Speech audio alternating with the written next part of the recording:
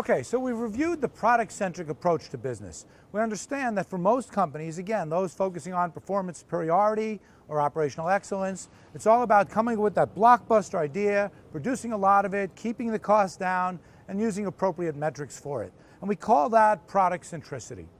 Now, we're going to start talking about some alternative approaches, but I don't want to suggest that product centricity is doomed to fail.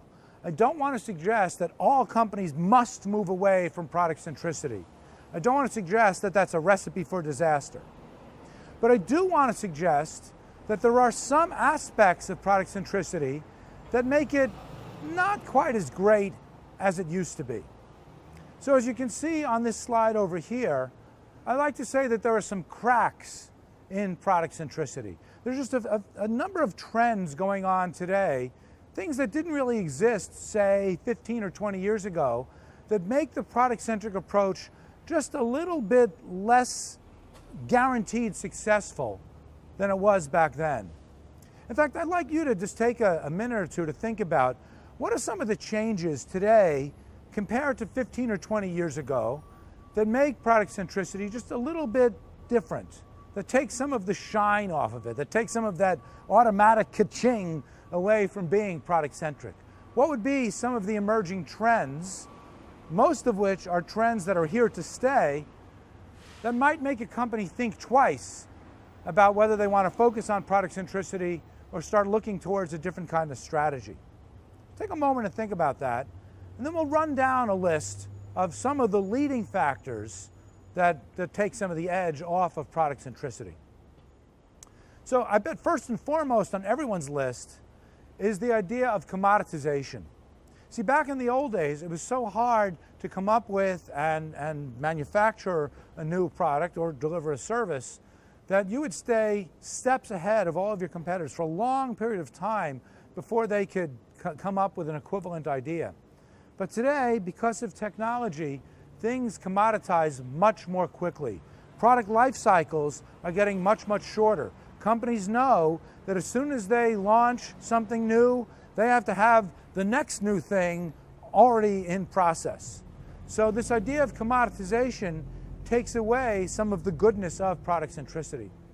Here's a way of thinking about it. In the product-centric world, every company is counting on some kind of natural monopoly. We're doing something that's going to keep us ahead of all of our competitors for a long period of time, and that's what's going to let us focus on developing the best or delivering the most efficient. But as those life cycles shorten, as things commoditize, it takes away some of that natural monopoly power. But that's just one reason. It's a big one, but by no means the only. Another important reason would be changes on the customer side. Our customers are so much smarter, more informed than ever before. It used to be that our customers were much more passive. They would take whatever products and services that we would give them and they would say, oh, that's great, terrific, thanks very much. I'll figure out how to use it. But today's customers are much different than yesterday's customers. They're much more informed, they're much more demanding, and they're much savvier. And again, a big reason for this is the internet, information technology. Customers are so much more aware of options that are available to them, or options that might not yet be available to them, but that they clamor for, than they ever were before. Again, the customers aren't passive like they used to be. So smarter customers put much more demands on companies and make it harder for them to extract as much value out of the products and services that they deliver. And a third way that technology makes life a little bit more difficult for product-centric companies is the idea that products are now available everywhere instantaneously. If you think about what FedEx or DHL or UPS does, they take away some of that natural monopoly power that a company had. In the old days, companies would rely on the fact that no one else had a product like them. But even if other companies did have a product like them, customers wouldn't be aware of it. And even if customers were aware of it, customers wouldn't have access to it. But today, because distribution technology brings everything everywhere overnight if you want it, it's much harder to protect yourself from other products and services that are available in other regions. So there's all kinds of ways that technology takes some of the edge off of product centricity. But by no means is it limited to technology. Part of it is a mindset. People are thinking globally much more than ever before. So customers are much more actively looking for products and services from other regions than they ever were before. And then there's the issue of deregulation. Again, regulation was a way that gave companies monopoly power, that they were the only game in town and customers had no choice.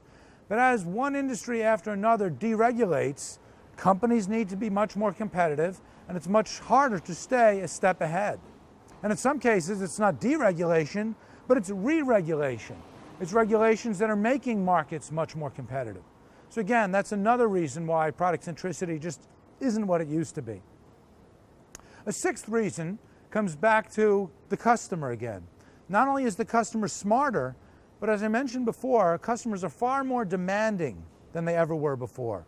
So in the old days, it was good enough just to let the customer take a bunch of products and services and figure out what they're going to do with it. Figure out how those different products and services are going to help them solve the problems that they have.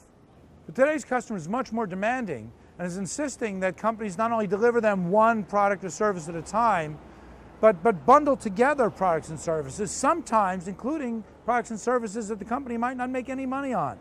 It is now much more imperative than it ever was before for companies to be seen as a trusted advisor, to be providing full-fledged solutions to the customer and not just piecemeal products and services that the customer will figure out how to combine together. One of the great stories along these lines is that of IBM.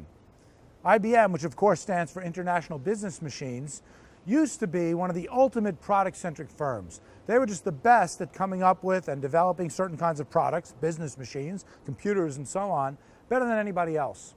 But they had a revelation in the mid-1990s that they could actually make more money being a trusted advisor.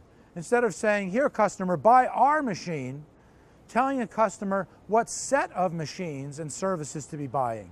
That there are actually higher margins, especially as computers and other information technology equipment commoditizes, they can actually do better being a solution advisor. And slowly but surely, as many of you know, IBM spun off many of its business machines. They no longer manufacture personal computers. Their presence in most other hardware areas has diminished. But where they're making their money today is from being a customer-centric solution provider. It's going to the customer and saying, here are the set of products and services you should be buying. And that kind of expertise doesn't commoditize nearly as much as any one product might. And so that idea of moving away from just selling products to being a full-scale solution provider is a major change in the last 15 to 20 years.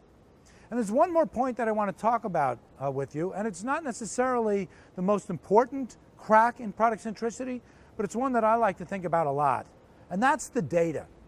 See, today's technology enables us to collect and manage and utilize data about customers in a way that we just could have never imagined before.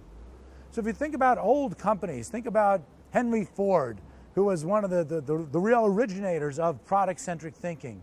He had no idea how many customers he had.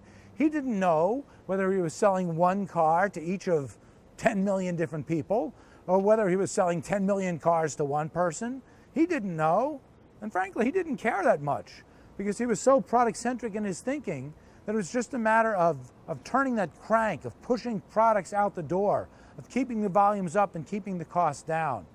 But today, given these other cracks in product centricity, it's much more important for companies to be using the data about their customers, to be understanding who's buying what, and for how long, and what other products that they're buying. So the information systems give us the possibility of developing business models that were unimaginable before, but could actually be more successful than the product-centric approach. And I want to give you a couple of examples of that.